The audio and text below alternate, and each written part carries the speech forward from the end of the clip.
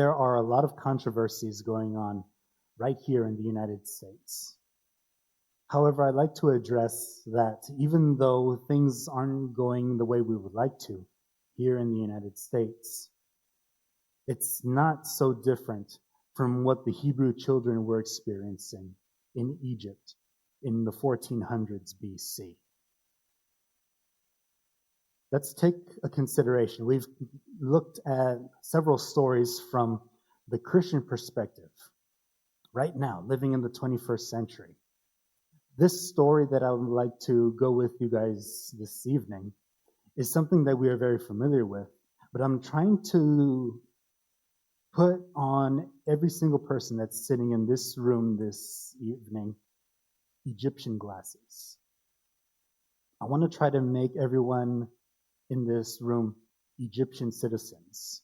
Or if you're not Egyptian citizens, let's make you a child of the Hebrew nations, living in the middle of Egypt, because you have been persecuted for the past 215 years.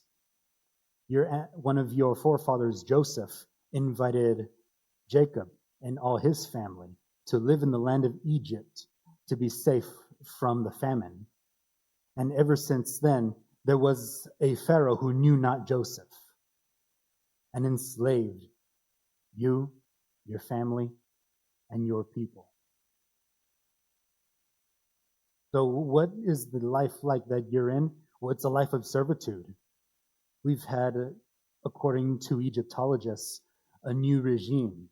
You have a new Pharaoh who knew not who the Hebrew people were. And so now he sees the Semites, those people that came from the Canaanite region, including your family, as threats to native Egyptianism. So they rounded everyone up, and you are now serving as slaves for the native Egyptian people. You've been doing so for the last 215 years, yet your forefathers said that there was a time where you would leave the land of Egypt and go to a land where God has promised for you. So very much like how the Hebrew children were looking forward to the promised land that they were looking forward to, that is our attitude, that we as Christians, we believe in God the Father, God the Son, and God the Holy Spirit. And when we accept God the Son, Jesus Christ, into our lives, we are looking forward to one day having our home in heaven, to go into that spiritual promised land. And very much like the Hebrew children, they are still suffering at that point in time. They're surrounded by Egyptians who hate them, a religious system that persecutes their God, a political system that gives them no rights at all. And they're being led by a man who was very cruel to your people. Let's open up our Bibles to Exodus chapter 6. Exodus 6 continues that thought that you are in the middle of slavery. You're trying to work day in and day out to get bricks to build the building projects of the new Pharaoh. At this point in time in Egyptian history, Egypt is at one of its high points, a new golden age for Egypt. And with the golden age, they have conquered certain regions of modern-day Syria. They've conquered peoples to the south in modern-day Sudan. So they're building all these projects. They're getting all this wealth. And all this wealth is being brought in because the Egyptians were worshiping their gods, and it was their gods that they gave credit to for their success. Meanwhile, your people have been faithful in serving Yahweh. But you're still looking forward to his promise. Now, you hear of one of your own, this man who has been in the desert for the last 40 years. He says that God has given him a message, that he is to go in front of the Pharaoh and proclaim to him, let my people go, for they are to go to the wilderness and worship me. There's a bit of hope. And within this story, we see that Moses enters the scene. But Moses is also someone who is seeing a lot of adversity here. Because we can see that Moses is going up against, let's go back. The very beginning. Moses is going up against all manners of enemies. Think of it, if you will. Moses is the man in black, and each of the persons in white are the elite of what's going on in Egypt. You have the priests who are in control of basically the media in all of Egypt, and they serve the Pharaoh, who is the political head, the military head, the religious head. He's the one who supersedes everything in Egypt. And if you're an Egyptian citizen, you know that Pharaoh gets his powers from the entire pantheon of paganistic gods that they serve. So from this standpoint, Moses is overwhelmed numerically. In the scriptures, we see that Egypt is a picture of sin. And like the Hebrew people, we are surrounded in a world of chaos and sin. So I'd like for us to look at some lessons that we learn from Moses in how believers will conduct themselves in a sinful world. We first take a look at Exodus chapter 6. We see that God gives the believer a purpose. God has given Moses a call when he was in Midian to go back to Egypt and to tell the Pharaoh, let my people go. And we see that in verse number 12, and Moses spoke before the Lord, saying, the children of Israel have not heeded me. How then shall Pharaoh heed me? For I am of uncircumcised lips. Then the Lord spoke to Moses and Aaron, and gave them a command for the children of Israel, and for Pharaoh, king of Egypt, to bring the children of Israel out of the land of Egypt. So we think of the people being stuck in Egypt for 215 years. They're wanting to go back, and maybe some of those people have lost their purpose. They realize that in order to get ahead, they'd have to un-Judaize themselves and Egyptify themselves so that they can be able to have the good graces of the taskmasters, the priests, the Pharaoh, his officials. Try to make life easier for them so that way their descendants may be able to have a better life. But that's not what God has for us. There are times where God does bring someone in our lives to remind us of what our purpose is. Remember what verse 12 says. Moses spake before Pharaoh, the children of Israel have not heeded me. Previously in chapter 5, Moses arrives before Pharaoh and he says, Yahweh demands that you let his people go. And Pharaoh goes, who? Okay, let's see. Ra, Sekhmet, Horus, Osiris, Hathor. He names all these gods. And hey, do you know who, what was his name? Yahweh? Do you know who Yahweh is? And he's checking the list. He's having his priest check the list. He knows not who this God is. So he says, I'll come back tomorrow. We'll have a discussion after that. And then while Moses is discussing what he's doing with the people reject him. So Moses is very discouraged at this point. He's seeing how God gave him a purpose, but he goes up to bat, he makes a strike. So at that point, he's already concerned at that first strike. And he goes to God and says, God, is this really what you have for me? And God literally says, yes. Verse 13, then the Lord spoke to Moses and Aaron and gave them a command for the children of Israel and for Pharaoh. God gave him a command. With the negativity that's going on, God still reinforces what he has given to you. He did that for Moses, and he does that for us today. We are meant to be close to God. We are to have our daily time with him, our daily time in prayer, and our daily time searching the scriptures so we can know exactly what it is that God would have for us. God gives us a purpose. We continue reading the story of what happens to Moses.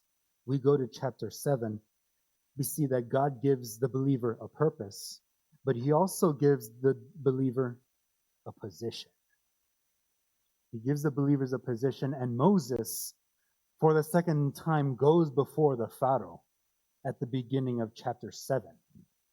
Chapter 7 says, so the Lord said unto Moses, see, I have made you as God to Pharaoh, and Aaron your brother shall be your prophet. This verse is specifically important for where God is putting Moses in the eyes of the Pharaoh. We need to understand who the Pharaoh is according to the Egyptians. You, as the people of Israel, know who Pharaoh is. And who is he? Who is this man? Egyptians believed that the Pharaoh was the mediator between the gods and the people. His role was to sustain the gods, to maintain order in the universe. This was the role of the Pharaoh. Pharaoh was not just judge, jury, and executioner, but also the lawmaker whom the judge supported, the high priest who taught the jury how to think and what to think, and the battle commander that selected from his armies whomever the executioner would be. Pharaoh had complete control over your life. But God said to Moses, I have made you a god to Pharaoh. That is to say, God put Moses in a position where Pharaoh was not going to see Moses as an underling. Because if you were a citizen, whether you were a farmer, a merchant, a craftsman, a sailor, even a priest, you were subservient to the Pharaoh. And as a shepherd, as the children of the Hebrew nation, you would have been among those people. But Yahweh told Moses that he was going to elevate him to the status of being a god in front of the Pharaoh. And if you were the Pharaoh, the gods was where you earned your power. So let's put this in our perspective. When we're surrounded by sin, God is telling us, I will put you above the power of sin if I'm with you. Because it is only through God's power that we can overcome sin. When we try to come before sin and try to combat that ourselves, we fall. And we fall terribly. But when we have the Lord on our side, and we're able to use his blood to cleanse us of our sins, only then will we have the power to face the demons that haunt us. So God is giving Moses a position where he will be able to stand before Pharaoh, not just as an equal, but someone who has authority. And we see that we continue this thought in the rest of the story. Moses is being told by God that you are to give Pharaoh a sign. And that sign, go back one. We know that there's the story of turning the staff into a serpent. So Moses tells Aaron, put your rod on the ground and it will turn into a serpent. And Pharaoh asks his magicians to do the same thing. But then God turned the serpent around and had the other serpents eaten. But Pharaoh was not impressed. So then we have an intermission. We pick up the story then in Exodus chapter 7, verse 14. Verse 14 says, "So the Lord said to Moses, Pharaoh's heart is hard. He refuses to let the people go." So he's not convinced at all, even though he witnessed the turning of the staff into the serpent, and this serpent eating the other serpents of your magicians. He was not convinced. Verse 15, "Go to Pharaoh in the morning, when he goes out to the water, and you shall stand by the river's bank to meet him." This is a very specific event, and I want to share why. I'm going to share with you a day in the life of the Pharaoh. When Pharaoh would wake up, he would go to the house of the morning to perform the ritual of washing his limbs. He would go to the Nile River, he would wash his hands, and he would wash his legs.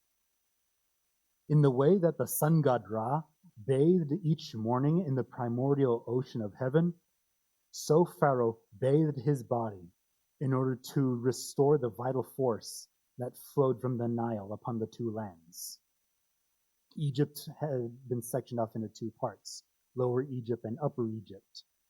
And both those portions, the Nile River flowed through. So you see, when the Nile flowed down, that was the source of the God's power going into the land of Egypt. And Pharaoh would be the first to go into the river and wash himself and absorb the power of the gods, is what this ritual was. Then he was anointed by the priests, and he would put on his robes. Next, he would proceed to the temple, where he officiated a ceremony to impart spirituality into the ceremonies that would soon be celebrated in all the other temples throughout the land. In other words, he gave blessings to the blessings that would happen throughout the entirety of Egypt. He would then have meetings with military commanders, ambassadors from foreign countries, and various officials throughout the morning. After lunch, the Pharaoh traveled around the city in his chariot, visiting construction sites to monitor their progress. This was a time of great success for Egypt, and a lot of these building projects were built by youth, the Hebrew people. Occasionally, he did have time to relax. Sometimes he would fill this time with hunting, with archery, walking through the royal gardens, and if he really had time, spending time with his family. The day then ended with a large feast in which his family and honored guests were in attendance. So we see that the very first thing that Pharaoh did right after he got out of bed was go to the Nile River and wash himself ceremonially. And God knew this. He told Moses, "You are going to meet Pharaoh right there at the Nile." So we see that God is giving Moses not just a purpose or a position, but right here, God is giving him specific power to be able to fight against the Pharaoh. So we look at our story in verse 19. Right after Moses goes before the Pharaoh and he tells Pharaoh, "Let my people go." And Pharaoh goes, "Yeah, right, bud." Then he washes himself and Moses goes, "Now what?" Verse 19 says, "Then the Lord spoke to Moses, say to Aaron, take your rod and stretch out your hand over the waters of Egypt, over their streams, over their rivers, over their ponds, and over their pools of water, that they may become blood. And there shall be blood throughout all the land of Egypt, both in buckets of wood and pitchers of stone." And Moses and Aaron did so, just as the Lord commanded. So he lifted up the rod and struck the waters that were in the river. in the sight of Pharaoh and in the sight of his servants. And all the waters that were in the river were turned to blood. Now, as an Egyptian, this might not concern you because you had so many river gods and fertility gods. First, let's take a look at Hapi.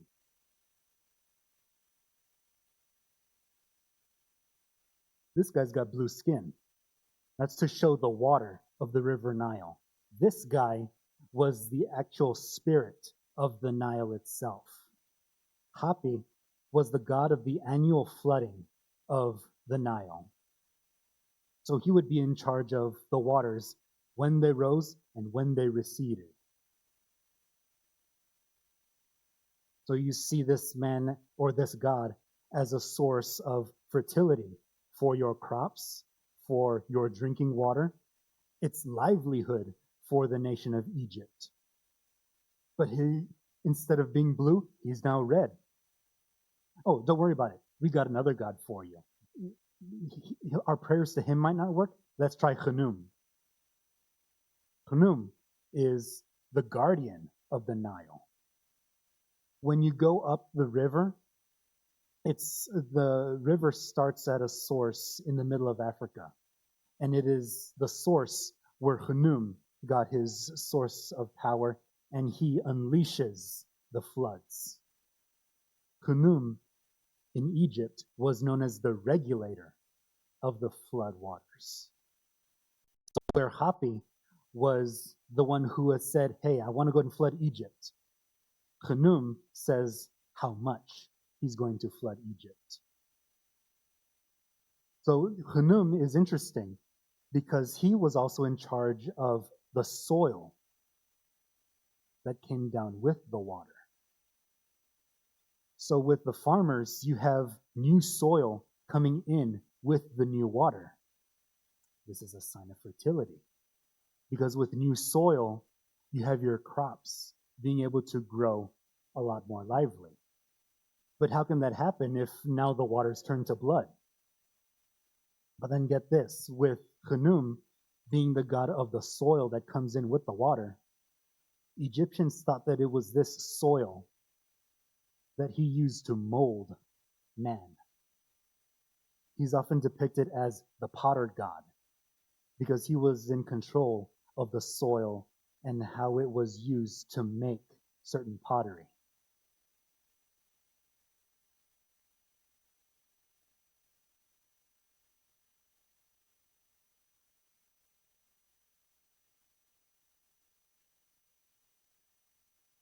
Possibly.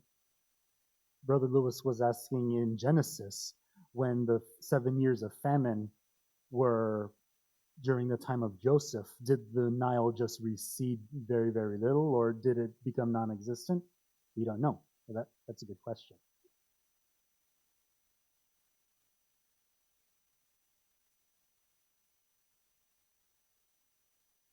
There would be overflooding, yes.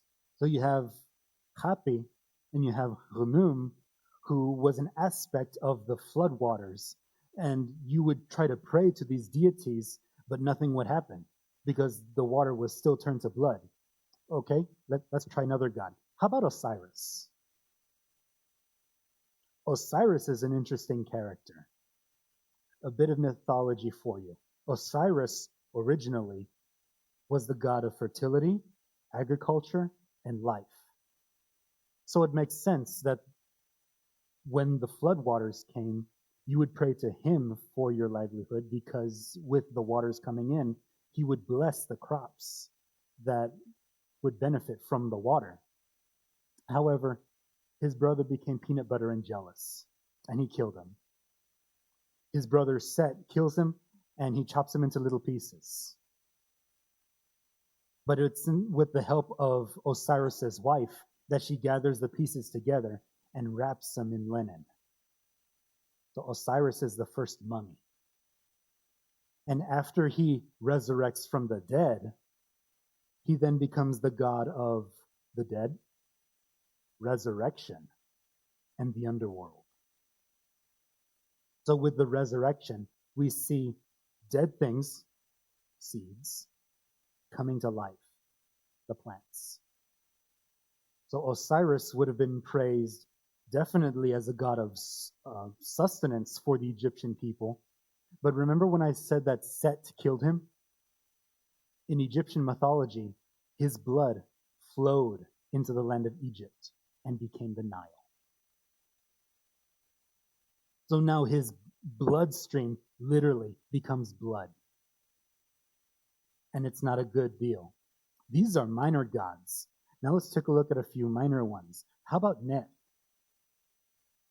Neth, this is a goddess of war. One of the names that she has is the Great Flood. She is also the personification of the primordial waters of creation. She's the goddess of war in the aspect that if your armies are overrun, like a flood, that's her fault.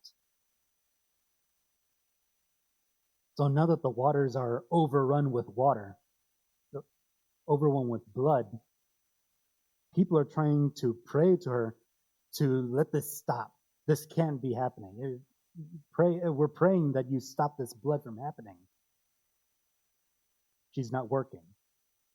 Lastly, let's take a look at Hathor. Hathor is the goddess of women, fertility, and love. Now get this. She is pictured right here as a cow goddess.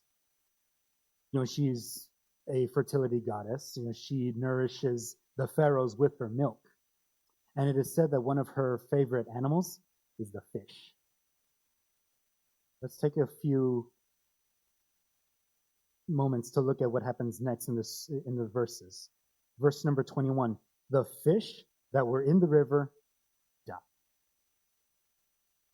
Even the animals that lived in the Nile were not escaping what was going on in this plague. We see that whether you pray to Hapi, Khnum, Osiris, Ne, Hathor, you praying to all these specific gods to either stop the river from coming, to turn the blood back into water, to save the crops from being killed from so much blood, to save the fish so they can have something to eat. Deaf ears. Because even the fish were killed from all this blood. The river stank, and the Egyptians could not drink the water of the river. So there was blood throughout all the land of Egypt. There's some skeptics that say, well, the entire river couldn't have been blood. It probably had to have been some sort of algae that was just creeping into the Nile. Here's a problem with that. That's a saltwater algae. The Nile is fresh water. So there goes that argument. So yes, we have something recorded in history that was supernatural. These explanations that skeptics try to say in order to explain why this event could not have been a supernatural event, it all becomes a stack of cards that just falls over. Because God specifically points out that this was something that happened in history. We can know for sure that God has the power to do this. And he lent that power to Moses to give to Aaron. And just like God did that to those prophets, he lends his power to you. Sin says that it has so many areas of your lives. And so many areas of your lives, sin might be in our blind spots.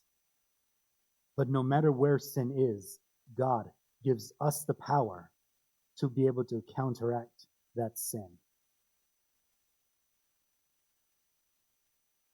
In verse 22, we read, "Then the magicians of Egypt did so with their enchantments, and Pharaoh's heart grew hard, and he did not heed them, as the Lord had said." Well, unfortunately, Pharaoh sees that the Nile is turned red with blood. The fish are dying. The people can't drink water. But he doesn't go to the priests to say, hey, undo this. he says, can you do this? Or is there an explanation to all this? And the Hebrews or the priests go, oh, don't listen to Moses. That's just a conspiracy theorist. Check this out. And they get a bowl with water, and they just put probably some red food coloring. We don't know. They probably already got water that was turning red and said, look, see, we can do it too.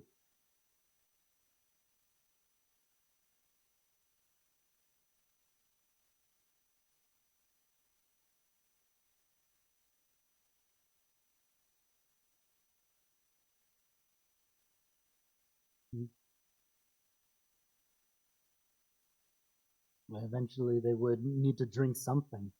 Mhm. And we see in the scriptures that there are the Egyptians that go to drastic measures to try to avoid drinking blood. We take a look at verse 23.